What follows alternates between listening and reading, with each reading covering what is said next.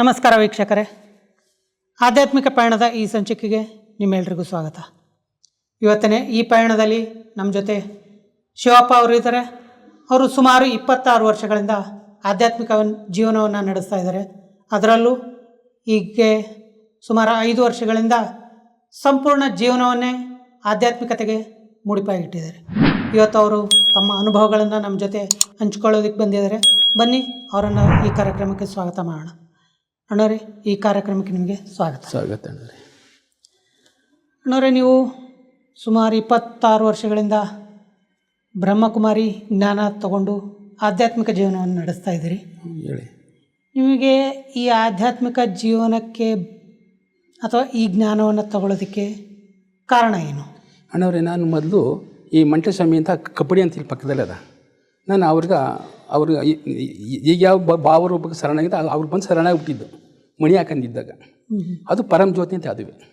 ಅದು ಮಂಟೇಸ್ವಾಮಿ ಅಂದರೆ ಅವರು ಯಾರೂ ಕಂಡಿಲ್ಲ. ಅವ್ರು ಬಂದು ದೊಡ್ಡವರು ಅಂದರೆ ಅವ್ರು ಯಾರೂ ಕಂಡಿಲ್ಲ. ಒಳಗೆ ಹೋದ್ರು ಅಂತ ಹೋದ್ರು ಅಷ್ಟೇ, ಯಾರೂ ಕಂಡಿಲ್ಲ. ಅದು ಬಂದು ಪರಮ ಜ್ಯೋತಿ ಅಂತ ಆ ಹೆಸರಿತ್ತು. ನಾನು ಎಲ್ಲೋ ಒಂದು ಜಾಗದಲ್ಲಿ ನಿಮ್ಮಂಥ ಒಂದು ಅಣ್ಣನ ಭೇಟಿ ಮಾಡಿದೆ. ಆಗ ಅವರು ಇದ್ರ ಬಗ್ಗೆ ಹೇಳಿದ್ರು. ಆಮೇಲೆ ಪರಮ ಜ್ಯೋತಿ ಅಂತಲೇ ನನಗೆ ತುಂಬ ಒಂದು ತಿಂಗ ಈ ಬುಕ್ ಆ ಬುಕ್ ಎರಡು ಹಿಡ್ಕೊಂಡು ಮಾಡಿದೆ. ತುಂಬ ಒಂದು ತಿಂಗ ನಿದ್ದನೆ ಮಾಡಿಲ್ಲ. ಇವರು ಪರಮ ಜ್ಯೋತಿ, ಅವರು ಪರಮ ಜ್ಯೋತಿ. ಆದರೆ ಇವ್ರನ್ನ ಯಾರೂ ಕಂಡಿಲ್ಲ, ಸುಮ್ಮನೆ ಹೆಸರು ಹೇಳಿದ್ರು ಅಷ್ಟೇ. ಇವ್ರನ್ನೂ ಯಾರು ಕಂಡಿಲ್ಲ, ಹೆಸರು ಹೇಳ್ತಾರೆ ಅಷ್ಟೇ. ಎರಡು ಅಂದ್ಬಿಟ್ಟು ಒಂದು ತಿಂಗ ತುಂಬ ಆಲೋಚನೆ ಮಾಡಿ ಅಲ್ಲಿಂದ ನಾನು ಮಣಿ ಹಾಕಿದ್ದೆ. ಮಣಿ ಹಾಕಿದ್ರೆ ಏನು ಹೇಳೋಣ, ಒಂದು ಕಂಡೆ ಒತ್ಕೋದ್ರೆ ಎಲ್ಲ ಆಗಿ ಬಂದು ನಮಸ್ಕಾರ ಮಾಡೋದು, ಕಾಲಿಗೆ ಅಡ್ಡಿ ಬೀಳೋದು, ಆಮೇಲೆ ಏಕ ಮನೆಗೆ ಕಳೋದು. ನಮ್ಮ ಅವ್ರನ್ನ ದಾಟ್ಕ ಹೋಗಬೇಕು. ಸುಮಾರು ಅದೊಂದು 10 ವರ್ಷ ಆ ಕಾಲ ಅದು ನಡೀತು. ಆ ಕಾಲ ಅದು ಕಂಡೆ ಒತ್ಕೊಂಡ್ರೆ ಎಲ್ಲ ನಮಸ್ಕಾರ ಮಾಡೋದು. ಆಗಲೂ ಏನೋ ಗೊತ್ತಾ, ಆಗಲೂ ತಂದೆ ತಾಯಿ ಸಂಬಂಧ ಇಲ್ಲ, ಅವರೇ ಸಂಬಂಧ. ಈಗ ಯಾರು ಬಾಬರ ಸಂಬಂಧ ಇದ್ದು ಆಗಲೂ ಆ ಮಂಟೇಸ್ವಾಮಿ ಪರಮ ಜ್ಯೋತಿ ಅವ್ರ ಸಂಬಂಧನೇ ಇದ್ದಿದ್ದಾಗ ಯಾರ ಸಂಬಂಧನೇ ಇಲ್ಲ. ಅದು ಒಂದು 20 ವರ್ಷ ಕಾಲ ನಡೀತೀನಿ ಸುಮಾರಾಗ. ಆಮೇಲೆ ಯಾವುದೋ ಒಂದು ಯಾರೋ ನಿಮ್ಮ ಒಂದು ಅಣ್ಣನ ಭೇಟಿ ಆಯಿತು. ಇದ್ರ ಬಗ್ಗೆ ನಮ್ಗೆ ವಿಚಾರ ಹೇಳಿದ್ರು. ನಾನು ಒಂದು ತಿಂಗ ನಿದ್ದನೆ ಮಾಡಲಿಲ್ಲ. 2 ಬುಕ್ಕನ್ನು ಮಡಿಕೊಂಡು ಇದು ಪರಮ ಜ್ಯೋತಿ, ಇವ್ರಿಗೂ ಶರೀರ ಇಲ್ಲ, ಅವ್ರನ್ನೂ ಕಂಡಿಲ್ಲ, ಯಾರೋ ಹೋಗ್ಬಿಟ್ರು. ಆಮೇಲೆ ಕಡ್ಚಲ್ಲಿ ನೋಡಿದ್ವಿ. ಅಲ್ಲಿ ಸ್ವಲ್ಪ ಧಾರಣೆ ಇಲ್ಲ, ಅಲ್ಲಿ ಭಕ್ತಿ ಮಾರ್ಗದ ಧಾರಣೆ ಇಲ್ಲ. ಇದು ಧಾರಣೆ ಇತ್ತು. ಅದಕ್ಕೆ ಇದೇ ಸರಿ ಅಂತ ಇದಕ್ಕೆ ಬಂದು ಒಲವು ಆಗ್ಬಿಟ್ಟು ಅಷ್ಟೇ. ಈ ಜ್ಞಾನ ನೀವು ತಗೊಂಡ್ರಿ, ಎಲ್ಲಿ ತೊಗೊಂಡ್ರಿ? ಈ ಜ್ಞಾನ ನಿಮಗೆ ಯಾಕೆ ಕೊಟ್ಟರು? ಯಾರು ನಿಮಿತ್ತ? ಒಟ್ಲಿ ಇದು ಬಂದು ನಾವು ಬಂದು ನಗರ ಜಾಮೀನಗರ ಜಿಲ್ಲೆ, ಒಟ್ಟು ಅನೂರು ತಾಲೂಕು. ಅದು ನಮ್ಮೂರು ಅನೂರು. ಯಾರೋ ಒಬ್ಬರು ಇದು ಕೊಟ್ಟರು. ಆಮೇಲೆ ಸೆಂಟ್ರಿಗೆ ಹೋದೆ. ಒಂದು ಅಣ್ಣ ನಮ್ಗೆ ಒಂದು ಕೋರ್ಸ್ ಕೊಟ್ಟರು. ಅದರಲ್ಲಿ ನನಗೆ ಗೊತ್ತಿಲ್ಲ, ಅನುಭವ ಇಲ್ಲ, ನನಗೆ ಗೊತ್ತಿಲ್ಲ. ನನಗೆ ಆ ಭಕ್ತಿ ಮಾರಿದ್ದಕ್ಕೆ ಇತ್ತು. ಯಾಕೆ ಮಾಡ್ತಾ 1 ವರ್ಷ 2 ವರ್ಷ ಆದಮೇಲೆ ನಮ್ಗೆ ಇದೇ ಸರಿ ಅನ್ನೋದಾಯಿತು. ಇದಕ್ಕೆ ಹೊಲ್ಕೊಂಡು ಆಮೇಲೆ ಈ ಮಣಿನ ಬಿಚ್ಚಾಗು ಎಲ್ಲ ಇದು ಮಾಡೋದು. ನೀನು ಆ ಮಣಿ ಹಾಕಿದ್ದೆಲ್ಲ ಇದು ಬಿಚ್ಚಬಾರ್ದು ಆಗ ಅಂತ ಹೇಳಿದ್ರು. ಆದರೆ ಅದ್ರ ಅಗತ್ಯ ಇಲ್ಲ, ಇದು ಕಣ್ಣು ಕಾಣುತ್ತಾ. ಆತ್ಮ ಅನ್ನೋ ಮಣಿನ ಹಾಕೊಂಡಿರ್ತೀನಿ. ಅವ್ರಿಗೆ ಗೊತ್ತಿಲ್ಲ ಆತ್ಮ ಅನ್ನೋದು ಲೋಕಿಕ್ದವ್ರಿಗೆ. ನಾನು ಆತ್ಮ ಅನ್ನೋ ಮಣಿ ಹಾಕೊಂಡಿನಿ. ಅದೇ ನನಗೆ ಕಾಣುತ್ತೆ, ಬೇರೆ ಕಾಣಿಸೋಕ್ಕಿಲ್ಲ. ಇದೆಲ್ಲೂ ಕಾಣ್ತದ, ಇದು ಏನಾಗ್ಬಿಟ್ಟಿದೆ. ನಾನು ಅವ್ರಿಗೆ ಇದು ಹೇಳ್ತೀನಿ ಅವ್ರಿಗೆ. ನೀವು ಈ ಜ್ಞಾನ ತಗೋಬೇಕಾದ್ರೆ ಅವ್ರು ನಿಮಗೆ ಯಾರೋ ಅಣ್ಣ ನಿಮಗೆ ಜ್ಞಾನ ಹೇಳಿದ್ರಲ್ಲ ಸೆಂಟ್ರಲ್ಲಿ, ಆ ಜ್ಞಾನ ಕೇಳ್ತಾ ಇರಬೇಕಾದ್ರೆ ನಿಮಗೇನು ಅನ್ನಿಸ್ತು? ಆಗ ಅದೇ ಹೇಳ್ತೀನಿ, ಸ್ವಲ್ಪ ಆಗ್ತಾನೆ ಸ್ವಲ್ಪ ತಲೆಗೆ ಇರುತ್ತೆ. ಈಗ ಪರಮ ಜ್ಯೋತಿ ಅಂತ ಹೇಳ್ತೀನಿ ಅಣ್ಣ, ಅದು ಈಗ ಹೇಳ್ತು. ಇದಕ್ಕಿಂತ ಇದೇ ಸೇರಿಸ ಅದು ಧಾರಣೆ ಇಲ್ಲ. ಅದು ಏನೇನೋ ವಿಚಾರ ಇರ್ತದೆ. ಭಕ್ತಿ ಮಾರ್ಗದ ಏನೇನೋ ವಿಚಾರ ಇರ್ತದೆ, ಅದು ಧಾರಣೆ ಇಲ್ಲ. ಅದು ಬಂದು ಪವಿತ್ರತೆ ಇಲ್ಲ. ಆಮೇಲೆ ಇದು ನೋಡಿದ್ರೆ ಇದು ಶ್ರೇಷ್ಠತೆ ಪವಿತ್ರತೆ ನನ್ನ ಕಣ್ಣಿಗೆ ಕಂಡಾಗಾಯಿತು, ಒಂದು ಅನುಭವ ಆಯಿತು. ಅದಕ್ಕೆ ಇದೇ ಸರಿ ಅಂತ ನಾನು ಇದ್ದಿದ್ದೆ. ಇದಕ್ಕೆ ತುಂಬ ಬಂದು ಒಲವಾಯಿತು ಅಷ್ಟೇ. ಇದೇ ಶ್ರೇಷ್ಠ, ಇದೇ ಶ್ರೇಷ್ಠ. ಅದು ಇತ್ತು. ಅದು ಇದ್ರೆ ಎಲ್ಲ ಅದು ಕರ್ಮಫಲ. ಈಗ ಎಲ್ಲ ಅವ್ರು ಬಂದು ನಮಸ್ಕಾರ ಮಾಡೋದು, ಅವ್ರದ್ದು ಮಾಡೋದು, ಅವೆಲ್ಲ ಕರ್ಮಫಲ ಅಂತ ಗೊತ್ತಾಯಿತು. ಆ ಕರ್ಮ ಅವ್ರ ಕರ್ಮ ನಾವು ಓದ್ಕೋಬೇಕು. ಇದು ಹಾಗೆಲ್ಲ. ಇದು ನಮ್ಮ ಆತ್ಮ ಮನಸ್ಸಿನಿಂದ ಮಾಡಿದ್ರೆ ಇದು ನಮ್ಗೆ ಫಲ ಸಿಕ್ಕುತ್ತಾ? ಇದೊಂದು ನನಗೆ ತುಂಬ ಮನಸ್ಸು ಇಡಿಸ್ತಾನೆ ಅವ್ರಿಗೆ. ಆದರೆ ಒಂದು ತಿಂಗ ಮಾತ್ರ ನಿದ್ದೆ ಮಾಡಲಿಲ್ಲ, ತಲೆ ಕೆಡ್ಸ್ಕೊಂಡು 2 ಬುಕ್ ಮಾಡಿಕೊ. ಪರಮ ಜ್ಯೋತಿ ಅಂದರೆ ಅದು, ಇವರು ಪರಮ ಜ್ಯೋತಿ, ಅವರ ಜ್ಯೋತಿ. ಆದರೆ ಇಲ್ಲಿ ಬಂದು ಶ್ರೇಷ್ಠತೆ ಇಲ್ಲ, ಲೋಕದಲ್ಲಿ ಸತ್ಯ ಇಲ್ಲ. ಅಲ್ಲಿ ಒಟ್ಟು ಧಾರಣೆ ಇಲ್ಲ. ಅಲ್ಲಿ ಏನೇನೇ ಇರ್ತದೆ, ವಿಕಾರ ಇರ್ತದೆ. ಇದು ನೋಡಿದ್ರೆ ಇದು ಸತ್ಯತೆ ಗೊತ್ತಾಯಿತು. ಇದು ಪವಿತ್ರತೆ ಗೊತ್ತಾಯಿತು, ಶ್ರೇಷ್ಠತೆ ಗೊತ್ತಾಯಿತು. ಅದರಿಂದ ಇದಕ್ಕೆ ನಾವು ಇದಾಯಿತು ಅಷ್ಟೇ. ನೀವು ಈ ಜ್ಞಾನ ತಗೊಂಡಾಗ ನಿಮ್ಮ ಮನೆಯಲ್ಲಿ ಇದಕ್ಕೆ ಯಾರು ಅಪೋಸ್ ಮಾಡಲಿಲ್ಲ? ಯಾರು ಅಡ್ಡಿ ಮಾಡಿಲ್ಲ, ಯಾರು ಅಡ್ಡಿನೇ ಮಾಡಿಲ್ಲ. ಗೊತ್ತಿಲ್ಲ ಇದು ಯಾವುದೋ ಆಶ್ರಮಕ್ಕೆ ಹೋಗ್ತೀರಿ ಹಾಗೆ ಹೀಗೆ ಏನಂದ್ರೆ ನಾವು ಅದಕ್ಕೆ ತಲೆನೇ ಹೆಚ್ಕತಿಲ್ಲ. ಇಲ್ಲಿ ಕೇಳಿ ಅಂದರೆ ಹೇಳ್ತಿದ್ರು, ಅದೆಲ್ಲ ಹೇಳ್ತಿಲ್ಲ, ಆದರೂ ಏನೇನೋ ಹೇಳ್ತಿದ್ರು. ಆಶ್ರಮಕ್ಕೆಲ್ಲ ಹೋಗ್ಬೇಡಿ, ಅದೆಲ್ಲ ಏನಿಲ್ಲ.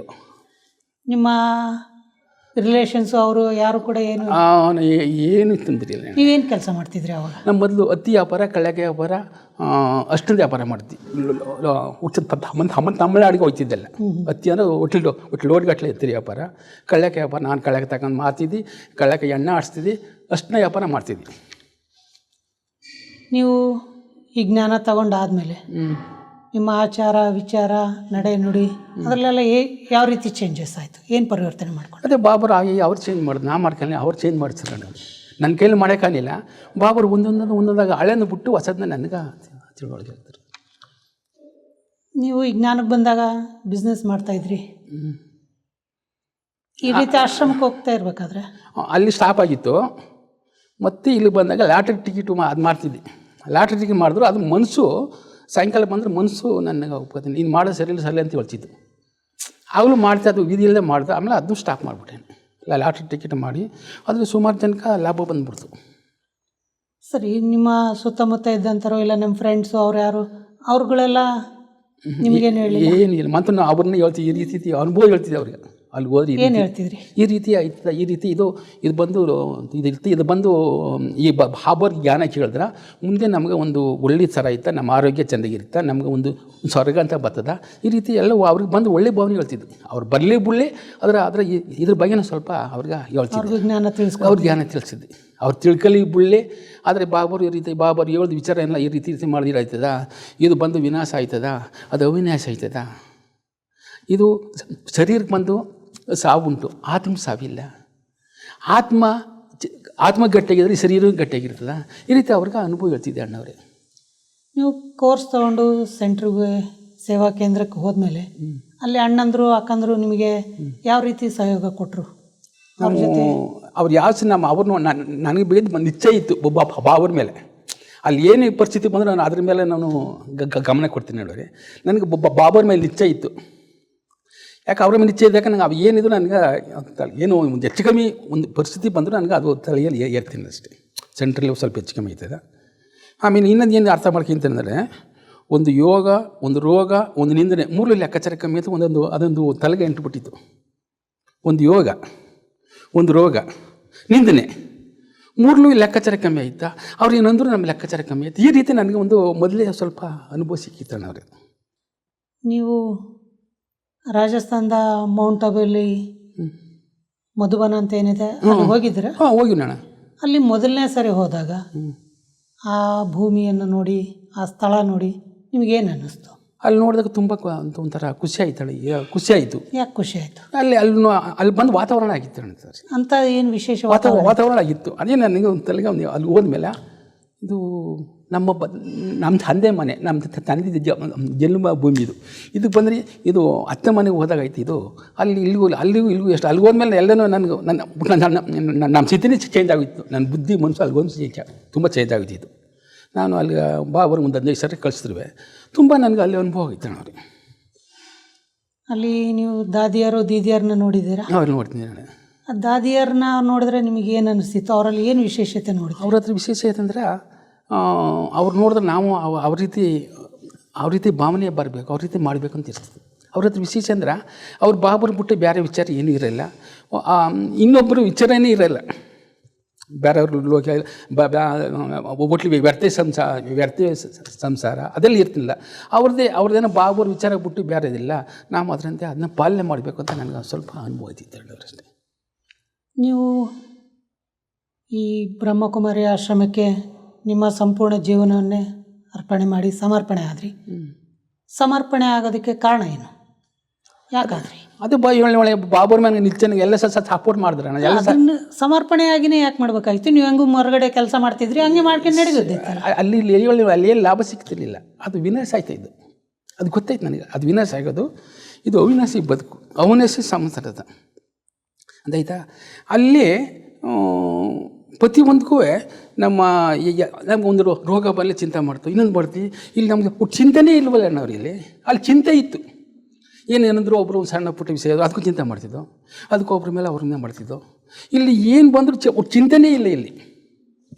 ಇಲ್ಲಿ ಚಿಂತೆ ಬಂದು ಚಿಂತನೆ ಮಾಡ್ತಿದ್ವಿ ನಾವು ಅಷ್ಟೇ. ಇಲ್ಲಿ ಚಿಂತೆ ಬತ್ತ ಭಾವನೆ ನೆನಪು ಮಾಡಿದ್ರೆ ಚಿಂತನೆ ಮಾಡಿ ಎಲ್ಲ ಅದು ಸಮಾಪ್ತಿ ಆಗ್ತಿತ್ತು ನಮ್ಗೆ. ಸಮಯ ಇದು ಬರ್ತಲ್ಲ, ಅದು ಪರಿಸ್ಥಿತಿ ಎಲ್ಲ ಅದು ನಮ್ಗೆ ಗೊತ್ತಿರ್ತೈತೆ ಅಷ್ಟೇ. ಇದೆಷ್ಟು ಪರಿಸ್ಥಿತಿ ಬಂದವ ಅದು ನಮಗೇನು ಗೊತ್ತಿರಲಿಲ್ಲ ಅವ್ರಿಗೆ. ನೀವು ಸಮರ್ಪಣೆ ಆದಮೇಲೆ ಏನೇನು ಸೇವೆ ಮಾಡ್ತಿದ್ದೀರಿ?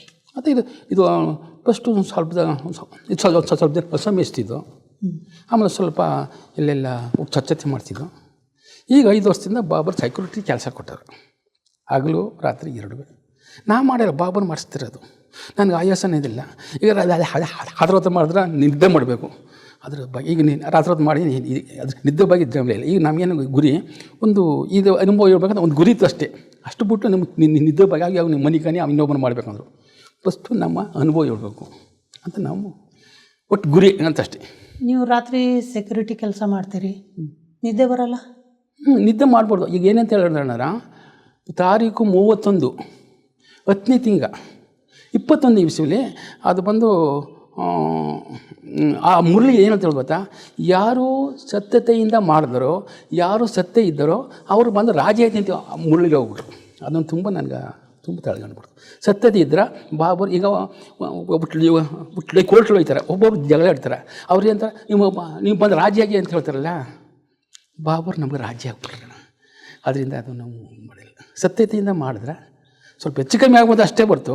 ನಮ್ಮ ಅದನ್ನ ಮೀಟಿಲ್ಲ. ಸಾಯಂಕಾಲ ಎಲ್ಲ ಬಾಬರು ಎಲ್ಲ ನಮ್ಮ ಜೊತೆ ನಮ್ಮ ಜೊತೆಲಿ ಬರ್ತಾರೆ.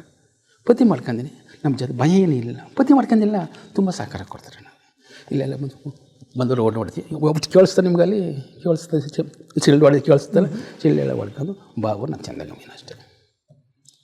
ನೀವು ಯೋಗದಲ್ಲಿ ಏನಾದರೂ ಅನುಭವಗಳು ಮಾಡಿದ್ರಿ? ತುಂಬ ಅನುಭವ ಅದ. ಏನೇನು ಅನುಭವ ಮಾಡಿದ್ರಿ? ಯೋಗ ಮಾಡ್ಯಾಗ ನಮ್ಗೆ ಒಂದು ಯಾವುದೋ ಒಂದು ಚಕಾಸ ಬಂದು ಈ ಶರೀರಕ್ಕೆ ಆತ್ಮಕ್ಕೊಂದು ಶಕ್ತಿ ಕೊಟ್ಟಾಗಿದ್ದದ. ಆಮೇಲೆ ತುಂಬ ಖುಷಿ ಇರ್ತಾರೆ ಅವರು. ಯೋಗ ಅಂದ್ರೆ ನಾನು ಅದನ್ನ ಮತ್ತು ಕಾರ್ಮೆಂಟಿ ಮಾಡ್ಕೊಂಡ್ರಿ. ಬೇಕಾದ್ರೆ ಹೇಳ್ಬೇಕಂದ್ರೆ ಹೇಳ್ತೀವಿ. ಅದು ಕಾರ್ಮೆಂಟಿ ಹೇಳಿದ್ರೆ ಅದು ನಮ್ಮ ಸ್ಥಿತಿ ಬೇರೆ ದಿಕ್ಕಾಗೋಯ್ತದೆ. ನೀವು ರಾತ್ರಿ ಪೂರ್ತಿ ಸೆಕ್ಯೂರಿಟಿ ಕೆಲಸ ಮಾಡ್ತೀರಿ, ರಾತ್ರಿಯಲ್ಲಿ ಮಲಗಲ್ಲ. ಹಗಲೊತ್ತಲ್ಲಿ ಜ್ಞಾನ, ಯೋಗ, ಧಾರಣೆ ಅವೆಲ್ಲ ಯಾವ ಥರ ಮೇಂಟೈನ್ ಮಾಡ್ತೀರಿ? ಈಗ ರಾತ್ರಿ ಹೊತ್ತು ಅಲ್ಲೇ ಬಂದರೆ ಯೋಗ ನಡೀತದೆ. ಸಮಯ ಎಲ್ಲ ಯೋಗ ನಡೀತದೆ. ಯೋಗ ಆಯಿತು. ಬೆಳಗ್ಗೆ ಮುರಳಿ ಬರ್ತದೆ, ಸ್ವಲ್ಪ ಈಗ ಮಿಸ್ ಆಯ್ತಾ ಅಲ್ಲೇ ಬಂದು ಮೊಬೈಲ್ ಕೇಳ್ಕೊತೀನಿ ಅಷ್ಟೇ. ಮೊಬೈಲ್ ಅದು ಕೇಳ್ದಾನ ಅದಿಲ್ಲ.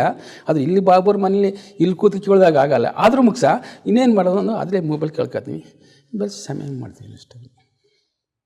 ನೀವು ಜ್ಞಾನಕ್ಕೆ ಬರೋಕ್ಕಿಂತ ಮುಂಚಿನ ಜೀವನ ಹೇಗಿತ್ತು, ಇವಾಗಿನ ಜೀವನ ಯಾವ ಥರ ಇದೆ, ಏನು ಡಿಫ್ರೆನ್ಸ್ ಇದೆ? ಆಗ ಜೀವನ ಒಬ್ಬಟ್ಟು ಸಿದ್ಧ ಇತ್ತು, ಆಗ ಬಂದು ಚಿಂತನೆ ಇತ್ತು ಅನ್ನೋದು. ಇಲ್ಲಿ ಬಂದು ಚಿಂತನೆ ಇಲ್ಲ ಅಷ್ಟೇ. ಇಲ್ಲಿ ಬಂದು ಆಗ ಚಿಂತೆ ಇತ್ತು, ಬೇರೆ ವಿಷಯ ಚಿಂತೆ ಇತ್ತು, ಇನ್ನೊಂದು ವಿಷಯ ಚಿಂತೆ ಇತ್ತು, ಅವ್ರ ಬಗ್ಗೆ ಚಿಂತೆ ಇತ್ತು. ಈಗ ಯಾರ ಬಗ್ಗೆನೂ ಚಿಂತೆ ಇಲ್ಲ. ನಮ್ಮ ಬಗ್ಗೆ ನನ್ನ ಬಗ್ಗೆ ನಮ್ಗೆ ಬಂದು ಚಿಂತೆ ಇಲ್ಲ. ಈಗ ಮೊದಲು ಆಗೇನು ಗೊತ್ತಿಲ್ಲವಲ್ಲ, ಅವ್ರ ಬಗ್ಗೆ ಇವ್ರ ಬಗ್ಗೆ ಚಿಂತೆ ಮಾಡೋದು, ಅದು ಇದು ನೋಡಿದ ಚಿಂತೆ ಇತ್ತು. ಈಗ ಎಲ್ಲ ಇದ್ರೂ ಮುಗಿಸಿ ಇಲ್ಲದ ಮಟ್ಟಿಗೆ ನಾವು ಚಿಂತನೆ ಇಲ್ಲ. ಈಗ ಚಿಂತೆ ಇಲ್ಲದೆ ಆರಾಮಾಗಿರ್ತಾನೆ ಅಷ್ಟೇ. ಈ ಆಧ್ಯಾತ್ಮಿಕ ಜ್ಞಾನದಿಂದ ಏನು ಸಿಗುತ್ತೆ, ಏನು ಲಾಭ ಇದೆ?